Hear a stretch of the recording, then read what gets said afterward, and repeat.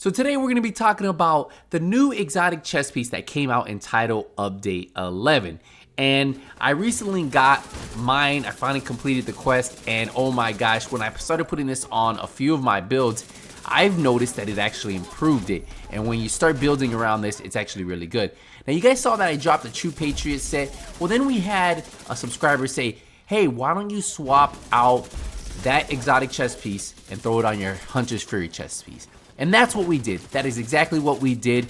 And I'll show you the breakdown and how I have it built and spec'd out. So before we get into that though, I do want to say thank you to our sponsor of this video, Advanced GG, one of my partners who I've been partnering with for a few months now. Now they provide some of the best focus and energy products out there, and what I love about them is everything that's in their product is on the back of the label. There's no blends, nothing you have to worry about. You can look up the ingredients and exactly know what you're taking. Now before you check out, make sure you use skills at the checkout for 10% off. So let's talk about the chest piece, right? Let's talk about why this exotic chest piece is so good, why is it so powerful with the Hunter's Fury set, and why they work hand in hand. So the Ridgeway Pride chest piece, right? This has bleeding edge. Now I did get a buff in 11.1, so shooting enemies within 15 meters applies bleed to the target. Repair 3 to 48% of your armor per second for every enemy that's bleeding within 15 meters. And then the repair strength per number of bleeding enemies, 3%, 6%, 12%, 24%, and 48%. So depending on how many enemies you have bleeding, you can have up to 48% repair, which is crazy. Now this comes with all offensive, weapon damage, crit chance, crit damage, and then I put crit chance mod on there for the build that I'm running. Now when you pair this up with a backpack, so there's an Eclipse protocol backpack that comes with a special talent. Now this talent, what it does is it amplifies all damage you deal to status effect enemies by 30%, right? So automatically when you pair that backpack with the chest piece, you have 30% amplified damage. So that's multiplicative, and it's gonna hit harder than anything that says just total weapon damage. Now this one, I put armor on here, crit damage, and then we have a crit damage mod. So those are the rolls you want for this. Now when you pair that with the Ridgeway Pride chest piece, we're always applying bleed, right? So it's guaranteed 30% amplified damage, and it's an easy way to get a lot of damage out of your build with just these two pieces together. Now if we look at the set, right, we are running 1.5 million armor, 321,000. We are using the firewall specialization because of the shield that gives us that damage to enemies that are in front of our shield. You'll see in a second. We're also using it because we do want that med kit, and then also when our armor breaks, it causes PvE enemies to take damage. Now I pair that up with the SIG MPX. Now this has SMG damage, crit chance, damage to targets out of cover, total damage 96,000, mag size 50. Now it has Sadist, deal 20% weapon damage to bleeding enemies. Now what does the chest do?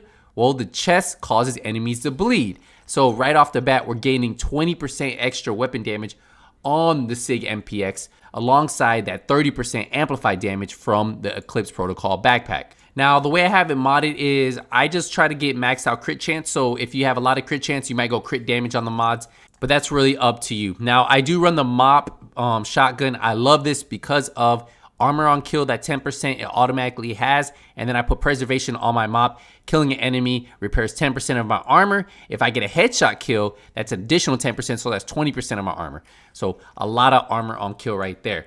Now for the pistol, whatever you want. So we are running the Hunter's Fury set, right? So what does it do? 15% shotgun damage, 15% SMG damage. For a 2-piece, that's what we're running, an SMG and a shotgun. 3-piece, 20% armor on kill, 100% health on kill.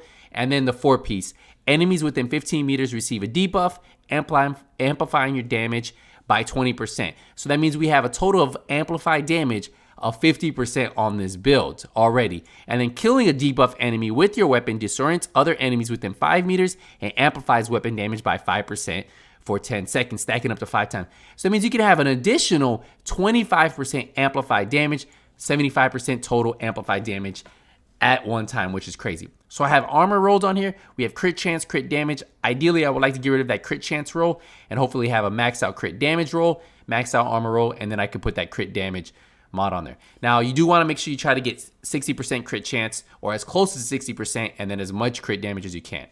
Now, for the holster, we have armor and we have crit damage. Just another piece of Hunter's Fury. We have another piece of Hunter's Fury on the knee pads, weapon damage, crit damage. Now, I did go with weapon damage on this one because I felt that in PvE, 1.5 million armor is enough, and having that additional 15% weapon damage definitely benefits the build.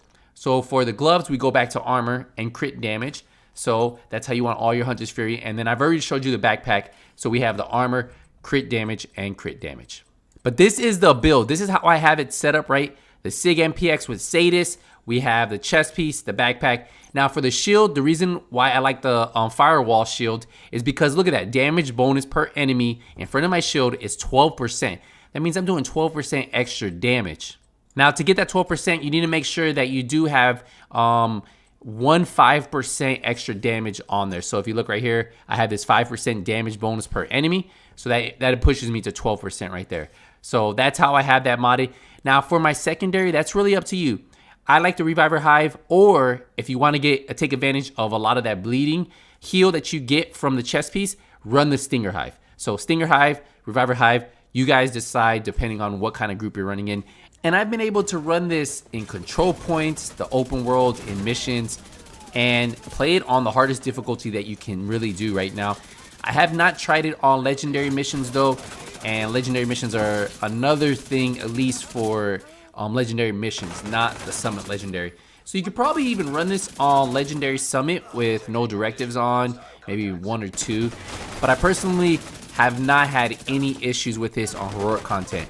So if you guys are trying to farm new gear, new builds, this is probably going to be an easy build for you to run and do pretty well with it, because it has enough armor to have that survivability. It has enough damage to drop these enemies. As you guys are watching, we're dropping these elite enemies, right? Even these named heroic enemies pretty quick. And that's only running really 2 reds, right? We only have 2 reds at 30% weapon damage right there.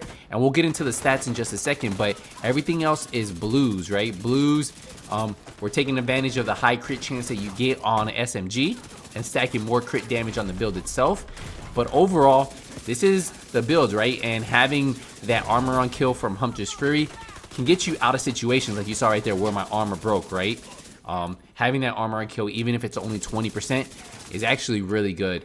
And if we get into the stats, right, you can see that we have 55% crit chance, 117% crit damage, 62% headshot damage, and then of course that 8% damage to targets out of cover. We have 294,000 armor on kill, and then 417,000 health on kill, which if you look at our health is only 321,000, so way more health on kill than we have. And that's the build. That is the Hunter's Fury Ridgeway exotic chest piece with the Eclipse protocol backpack. And I really think running the Ridgeway is beneficial to a lot of builds depending on what type of damage you're trying to do, with being able to keep a lot of that high survivability, high armor, right? Because, you know, a lot of people like having high armor, and I feel that with this Hunter's Fury set, it really works great in PvE. I've heard people doing it in PvP. Let me know in the comments. I will see you guys in the next Division 2 video, but until then, Nothing But Skills is out.